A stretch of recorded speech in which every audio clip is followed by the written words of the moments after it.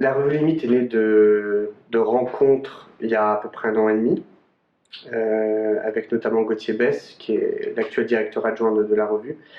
Gauthier incarnait pour moi à l'époque tout ce qu'il y avait de plus alternatif dans le milieu catholique. Et je me suis ensuite entouré d'Eugénie Bastier, qui est journaliste du Figaro, qui dirige les pages politiques dans la revue. Et donc voilà, c'était il y a 1 an et demi, et je me suis dit, avec ces deux gars-là, on peut faire quelque chose de complètement nouveau dans le milieu pas seulement catholique, mais le milieu chrétien. L'écologie intégrale, ça dit quelque chose de notre rapport à la nature. Ça essaye de penser à la fois la question environnementale, donc de l'écologie classique, et la question de l'écologie dite humaine. Donc c'est à la fois un travail sur l'anthropologie, pour prendre des thèmes très concrets, qu'est-ce que c'est que la PMA, qu'est-ce que c'est que la GPA, qu'est-ce que c'est que l'euthanasie, et un travail sur l'écologie classique environnementale, qu'est-ce que c'est que le nucléaire, est-ce que c'est dangereux pour nous, est-ce que le réchauffement climatique est dangereux pour nous, comment le combattre, est-ce que la dégradation des sols, des eaux est dangereuse, etc. Donc on lit en fait ce combat et on dit que c'est un combat intégral parce qu'on ne dissocie jamais l'homme de son environnement. Comme dit le pape François, tout est lié. Alors la particularité de notre lectorat, c'est qu'il est très divers. Il n'est pas seulement composé de catholiques ou de chrétiens, il est aussi composé de gens qu'on appelle des anarchistes, qu'on a pu trouver notamment aux Assises chrétiennes de l'écologie à Saint-Étienne. Voilà, des gens qui vivent dans les hameaux au fin fond de l'Ardèche ou en Bourgogne, etc. Et donc c'est un lectorat très divers et comme le disait Natacha Polony à notre propos, tout le monde est interpellé et appelé par notre propos parce que on traite de quelque chose qui nous concerne tous. On propose, comme dit, on propose on va dire des solutions locales pour un désordre global. Donc tout le monde est concerné. Je dirais qu'on s'inscrit dans un courant qui est très ancien et qu'on a cette faculté de dire quelque chose de neuf, mais qui nous est pas dû, en fait, qui est dû aussi à la nouveauté de l'époque, qui est complètement, qui est de l'inédit. Houellebecq disait qu'on assiste à une période aussi révolutionnaire que ce qui a pu se passer au néolithique.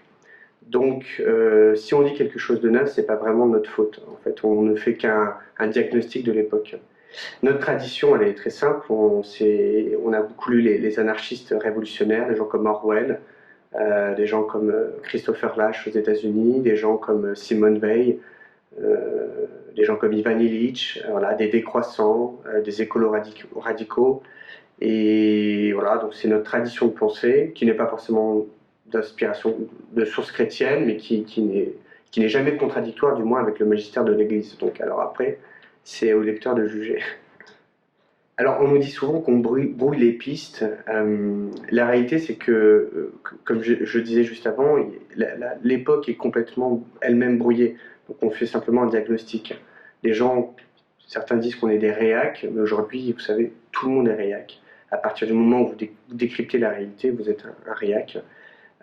Certains disent qu'on est des gauchistes, mais parce qu'on fait appel à notre culture en fait sociale dans la revue.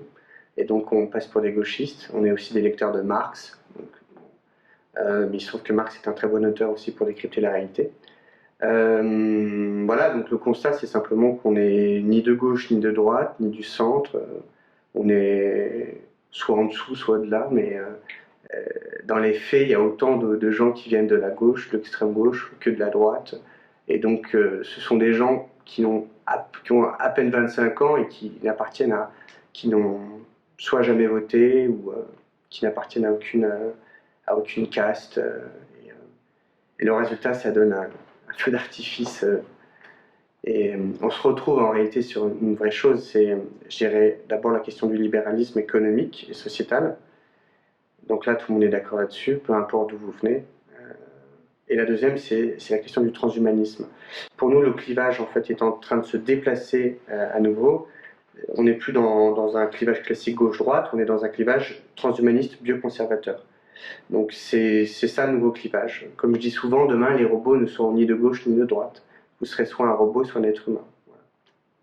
Alors, nous avons fait une revue papier, donc trimestrielle. Il y a beaucoup d'écolos qui nous disent que faire une revue papier, c'est pas écolo. Bon, en réalité, vous utilisez aussi une centrale nucléaire pour faire marcher votre ordinateur. Ce qui se passe, c'est que lorsque vous avez un livre dans les mains, vous avez un rapport à l'écriture qui n'est pas du tout le même.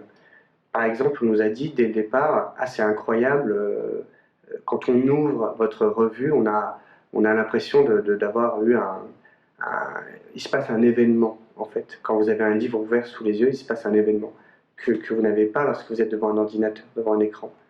Et en plus, d'un point de vue très technique, vous pouvez habiter la page de façon tout à fait différente. Les dessins ressortent complètement différemment, les encadrés ressortent complètement différemment. Il y a des choses que vous retenez sur le papier que vous ne retenez pas sur un écran. Donc déjà, ça c'est très très important d'un point de vue technique.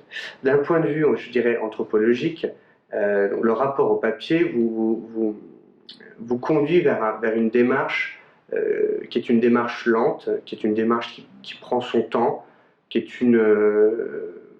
voilà, qui vous donne la faculté de voir certaines choses que vous ne verrez pas sur un écran.